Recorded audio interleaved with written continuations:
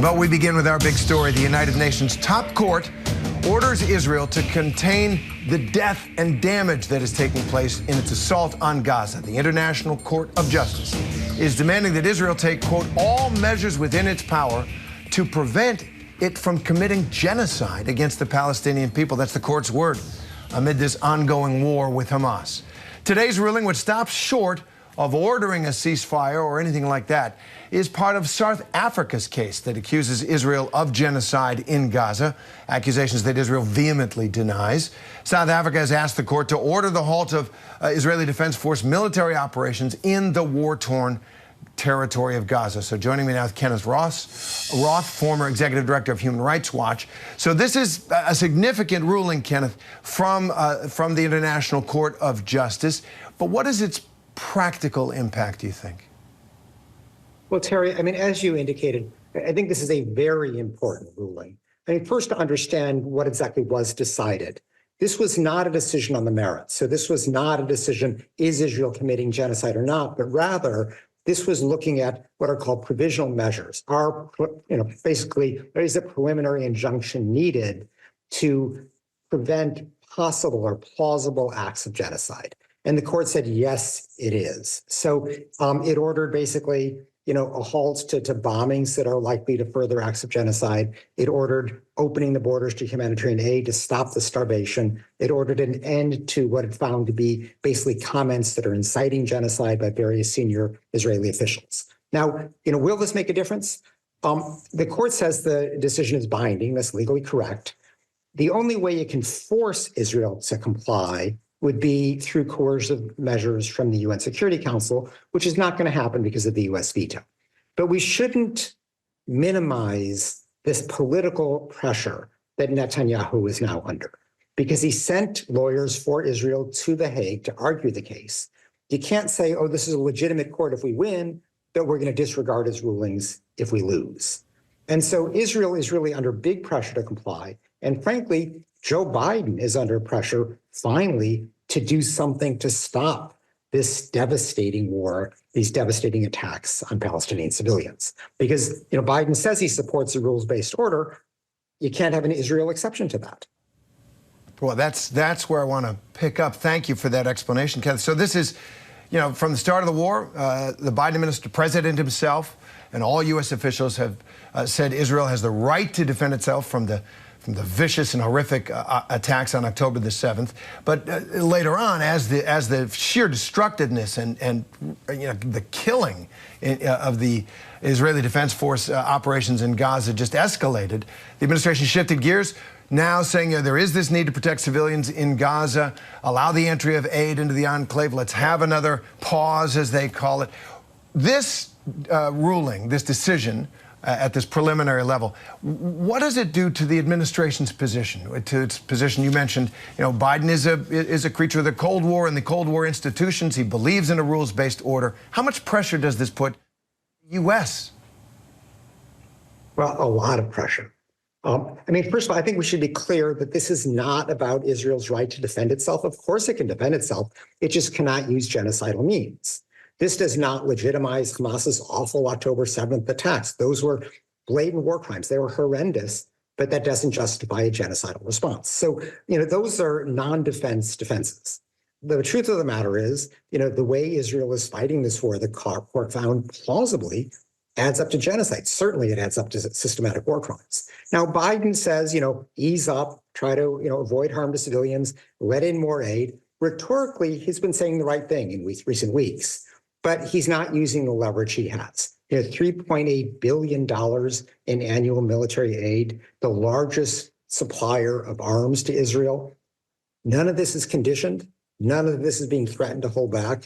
And Biden basically, doesn't want to take the political consequences of getting tough on Israel. He personally identifies with Israel, but there's got to be a limit to that. How many Palestinian civilians have to be killed before Biden says, we've got to, really put pressure on Israel to stop.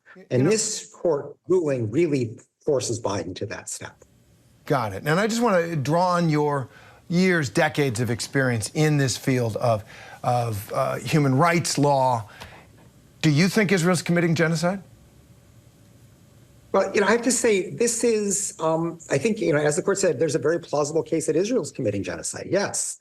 But that ruling wasn't made today.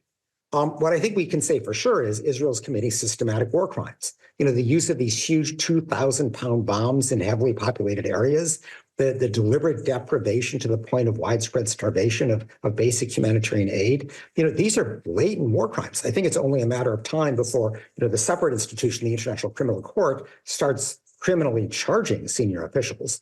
But this is an opportunity for Netanyahu to start doing the right thing, to start dialing back the tremendous harm that he is causing to Palestinian civilians. And there is, at this point, no sign of that. But Kenneth Roth, really appreciate you coming on and bringing, as I say, those decades of experience in this field to help us understand what happened in The Hague today. Thanks very much. My pleasure, David. Thanks.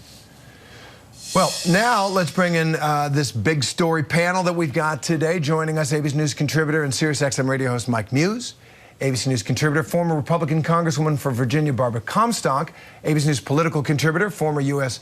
Senator from North Dakota Heidi Heitkamp, and ABC News national security and defense analyst Mick Mulray. So, Mick, let me start with you. It's unlikely that Israel is going to choose to comply with the orders or the declarations of the International Court of Justice, but what can their response be? Are they just going to thumb their nose at the UN's highest court? Terry, I think it's important to point out that the ICJ obviously did recognize the right of self-defense, but then went on that directive of saying you need to essentially protect civilians from civilian casualties that shouldn't be happening, genocide. You need to allow humanitarian aid to go in larger amounts. And of course, they didn't call for an immediate ceasefire. And I would just point out that is basically what Secretary Blinken has been saying publicly and privately throughout this. So I think it's very consistent with the U.S. approach to that. I would also point out, as Mr. Roth did, that this is not the end of it. So this was a preliminary finding. Israel needs to be on notice that this is not going to stop. So they're going to essentially check all those directives going forward. And I would hope, as I've hoped the whole time, that they would change their tactics in a way that they meet their strategic aims, the destruction militarily of Hamas, but the tactics need to change so the civilians don't get killed in the process, and humanitarian aid is brought in much larger amounts as there is a human crisis going on in Gaza.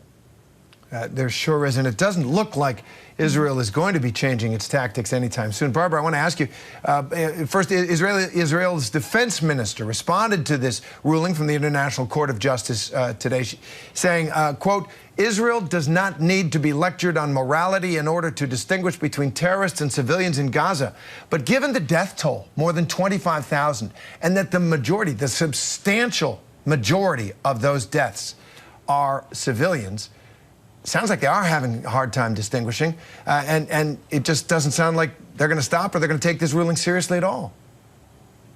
Well, listen, we're on the eve of, the Holocaust Remembrance Day, and the reason we have the Genocide Convention is because the world failed to stop the, genocide of 6 million Jews. And so when we have Hamas, who started this on October 7th and is still committed and said they want to repeat October 7th, every day they're committed to the genocide of the Jewish people and of Israel.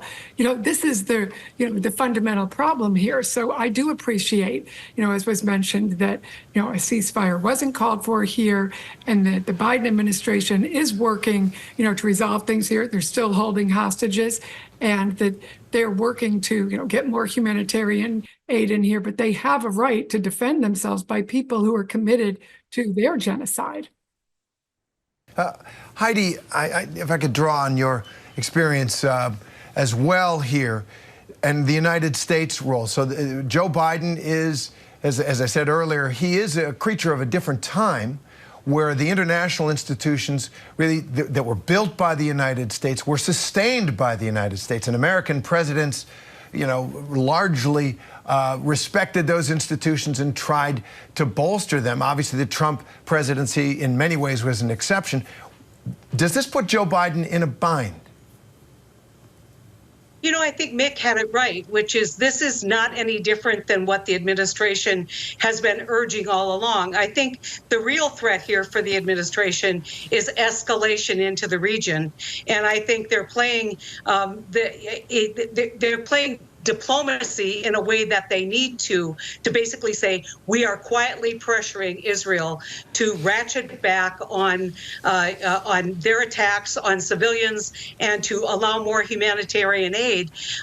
Now we have an international tribunal that's saying the same things, and I think the question is, will Israel respond to the concerns that the administration has on escalation? And I think that, as Mick said, this isn't any different than what Blinken's been doing around the region. To limited effect. Apparently, there is a frostiness that has crept in relations between President Biden and Prime Minister Netanyahu because all of those admonitions from Blinken, from the president, from American officials don't seem to be making much of a difference. Mike, I want to go to something else that happened today. The U.S. State Department paused funding for a United Nations agency that helps Palestinian refugees. There are allegations that some of that agency's employees were involved in the October 7th attack on Israel. Those are very serious allegations here. But, boy, to cut off all aid to Palestinian refugees at this point, you know, once again, is that a measured response? And given how young voters are turning away from Joe Biden's support, blanket support for Israel, is this a problem for the president as well, that it almost seems callous at this point to stop helping Palestinian refugees? This is a major challenge for President Biden as he seeks for a re-election, just as the key voting bloc for him is going to be young voters, and not just necessarily for them coming out to cast their ballot in November, but as much as engagement that they are on social media, in particular as reports are showing that young people are receiving their source of news from TikTok. A lot of individuals don't have the time that we do to do deep dives into the understanding of possibly why the State Department has put a pause on it and to understand the investigation. So on face value, what they see is the United States is actually pausing humanitarian aid and effort to the Palestinian people. In conjunction, they also see this high court also too saying that there is plausibility that Israel could be committing genocide if they don't put these measures into place. So when you bring all those elements into a conversation, into play, that is definitely causing harm for President Biden going forward with young voters. They're going to have to come out and be more explanatory on the reasons why they're putting pause on this and the reasons why they're putting more effort into ensuring that Israel has the right to defend itself, but by not putting pressure on the ceasefire. Secretary Blinken cannot continue to have such conversations privately anymore. They need to now come out and have this discourse publicly as we now are in a re-election year. Such a justifiably emotional issue, this war, really right across the board. Mike, Barbara, Heidi, and Mick, thank you very much for being with us on it. Hi, everyone. George Stephanopoulos here. Thanks for checking out the ABC News YouTube channel. If you'd like to get more videos, show highlights, and watch live event coverage, click on the right over here to subscribe to our channel. And don't forget to download the ABC News app for breaking news alerts. Thanks for watching.